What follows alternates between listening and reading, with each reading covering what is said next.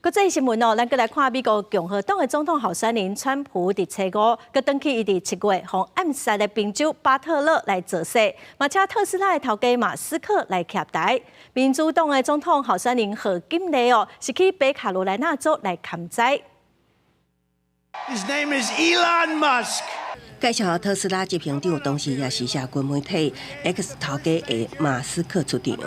美国共和党总统候选人川普中关7月向刺杀的地点宾州巴特勒造势，马斯克献出头一摆徛台收听，哪跳哪画着战斗平台。President Trump must win to preserve the Constitution. He must win to preserve democracy in America. Text people now. Now. Oh, and then make sure they actually do vote.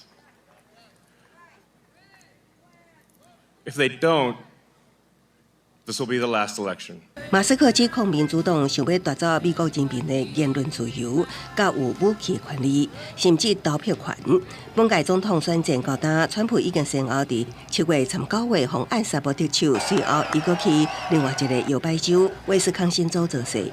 因为共和党过去40年只伫这个所在胜选一摆，就是2016年川普当选总统的时，所以以8日来4摆来遮，希望会当救翻选情。And it's incredible to be back in this beautiful state with thousands of proud, hardworking American patriots, which is what you are just 30 days from now. We're going to win the state of Wisconsin. We're going to defeat Kamala Harris.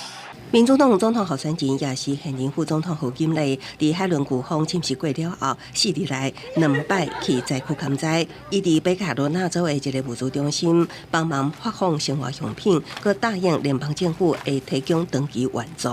That we are doing, which is $100 million to assist with the rebuilding of Interstate 40, and also again just to thank the folks on the ground for what they're doing every day. 另外，何金雷的副手华珠礼拜日是去加州圣地亚哥参加一个活动，这礼拜也会陆续拜访加州几个城市。公司新闻陈伟仁编译。